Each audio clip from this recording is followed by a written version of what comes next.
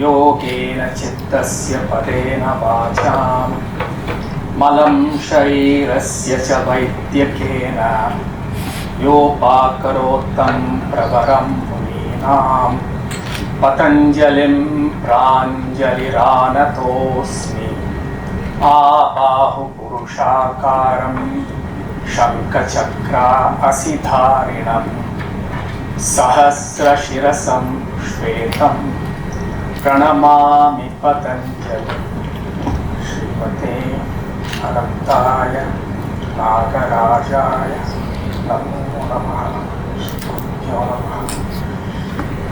Now that little shloka that I started with captures the essential idea of Citta Vidya. Unfortunately, most of you have related the word yoga to just asana and pranayama.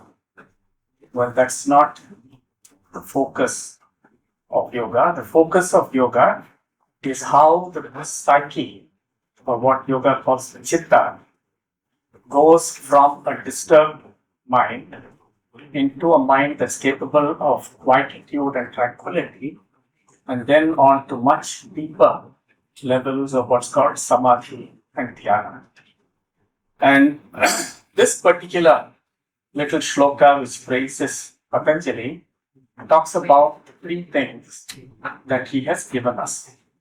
So, through the Yoga Sutras, he has given us the knowledge of how to work with Citta, Yogena Chittasya. Then he's also worked on Ayurveda.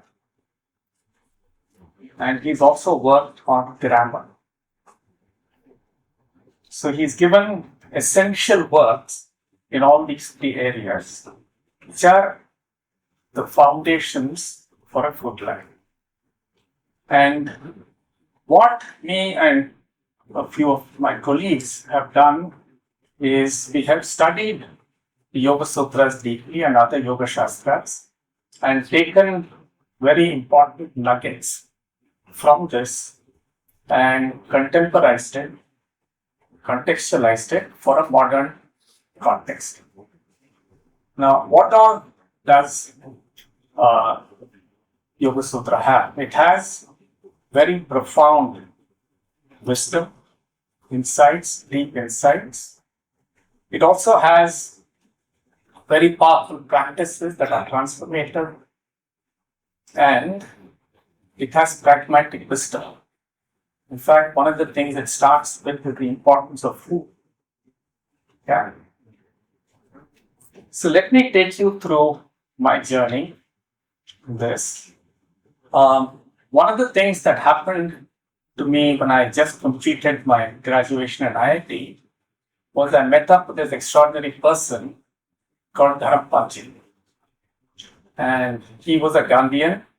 He studied what happened to India from 1700s to 1950 and talks about the whole colonizing process.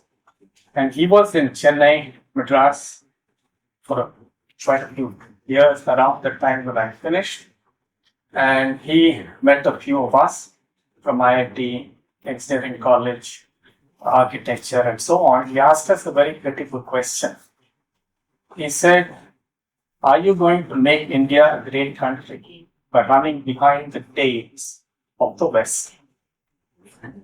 And then he said, if you're really interested, go and study civilizational wisdom with a great master for at least 10 years. Don't come back to me to say why India is great. Come back to me and tell me how you've used ideas from the tradition to solve today's problems. Yeah. So that was one huge challenge. The other critical thing that happened was I finished my engineering and joined my father in our family business. And it turned out that this was a hollow system. And very soon, the whole edifice crumbled And I can assure you it was not because of my entry into that place. It was already crumbling. And that led to a huge trauma, not only financially and so on, but also in the family. So that's where I was poised. And one of our family friends, Bhattavardhan, took me to meet Krishnaji, J. Krishna. And I had quite a few one-on-one meetings with him. And what this meeting did was it helped me to go into a space which was just lucid listening. That's what Krishnaji was. Just a space full of light and lucid listening. And in that, I saw myself exactly as I was. All my wounds, all my fears, all my hopes. And in this listening and in this quietude, he also lit the flame of some other healing energy. And I was very lucky. Soon after that, I met my yoga gurus, Deshikacharya and his father, Krishnamacharya. And I spent a whole lot of time with them studying the Yoga Sutra. And Krishnamacharya's approach to yoga is very different from what you see normally.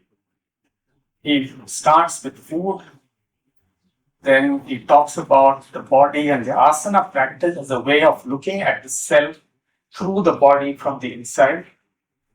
He looks at pranayama as understanding emotions, then yama and niyama as ways of understanding my boundaries with others and reflect on where my behavior is coming from, how to cleanse it, and pratyahara as a process of gathering back to myself energies that have got dissipated and located in all kinds of traumatic bundles. And once I do this, I can then direct my attention to any subject I want, which is dharana, dhyana, samadhi. And this was a very incredibly interesting time because here I was learning things and I immediately had to apply it in my life context and work things through. A couple of years down the line, I met this other very interesting person called Professor Pulangar from IIM Ahmedabad, and he was working on what are called identity groups. So that was very important because my journey till then had been very personal. So here I could meet a lot of people who were also on a similar journey, looking for healing, looking to how they can become the best that they can be. So this whole decade or more, I was incredibly fortunate. All of them were my mentors. And while I studied almost a Gurukula style with Krishnamacharya and Deshikacharya, I could go to the others whenever I wanted, have a lot of dialogues. Now, after that, I've spent about I'm an old man now, so 3.5 decades I have spent. The interesting thing I discovered was that being a yogi is described as a fundamental need in Artha Shastra, Vastu Shastra, Natya Shastra, any of these, for you to become a master of that subject. So I went and worked with people who were masters in that context. There are masters of Bharata Putra in Tamil,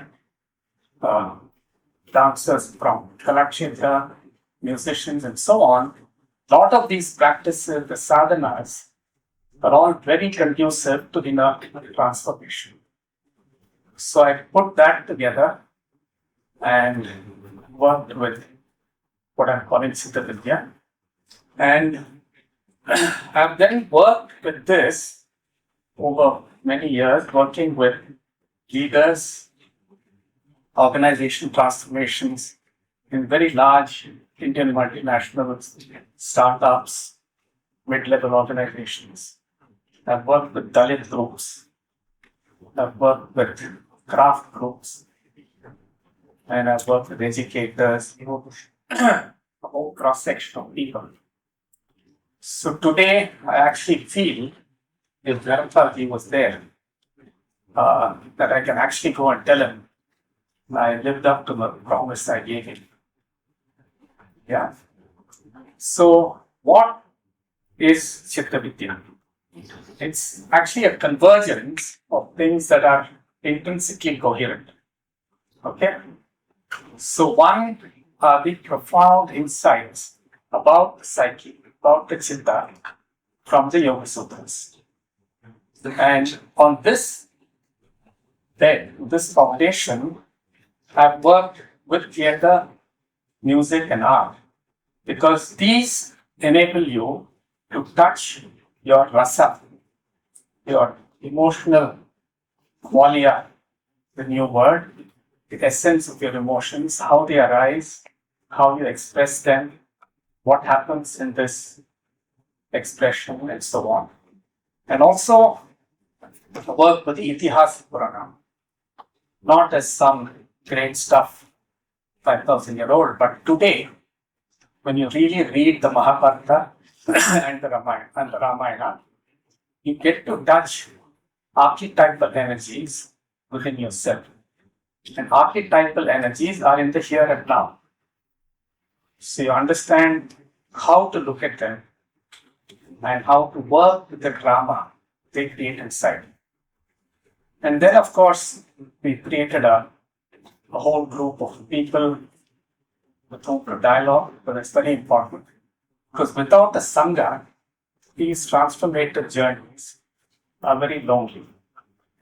And you do these journeys, yoga is supposed to be for the householder. It's not for somebody standing on one leg and so on. That's a esoteric view of yoga. Now, is this process something unique to me or to the few of us who've worked on it? It's not. Yeah, it's a very universal process of a spiritual quest. Yeah, so if you look at, let's say, most of you will know about Buddha's life, right? He starts off, he's in a cloistered space. Then one day, he's learned a lot. He's a very bright student. And the books describe how much he knew already. But then he takes Channa, his charioteer, goes into the town and sees 4 signs. So he sees an old man, a sick man, a person who's dead, and a mendicant. And none of his knowledge has prepared him to deal with the shock of dukkha. So he goes away and meets many teachers. He's supposed to spend about 7-8 years with 3 or 4 major teachers. So he goes, studies with them, goes away, tests things out for himself. How do I make meaning? Not just some borrowed stuff. And then he goes back to a few teachers. And finally, he goes into a space of total solitude for a few years, introspects, has nirvana, then comes back. Yeah, my teacher has described this whole process very beautifully. He says, oysters, that's the story, oysters come out of the ocean well on a Swati Nakshatra. They open up, and one drop of rain falls inside the clam. They go down, and this irritates the stuff inside the oyster, and then sometime it becomes a pearl. That's the process. And this process, I think, is really important for everybody. Okay? It's depth psychology. And this process of becoming a pearl is very critical. because we are in the midst of a poly crisis. Even the World Economic Forum suddenly woken up to the poly crisis. But their report does not discuss the mind that creates it. Yeah, we, with our minds that do not understand deep transformation, have created this crisis. So we have to work with ourselves. And not only does every one of us have to work with it, leaders, educators, and healers in particular have to work with it. Because the future of the earth, sustenance of the earth, depends on this. And in my opinion, the more you have leaders and educators, especially working with it, more we create a context where every human being can act with honor and live in peace. Without that, I really don't see how the earth will flourish. Thank you.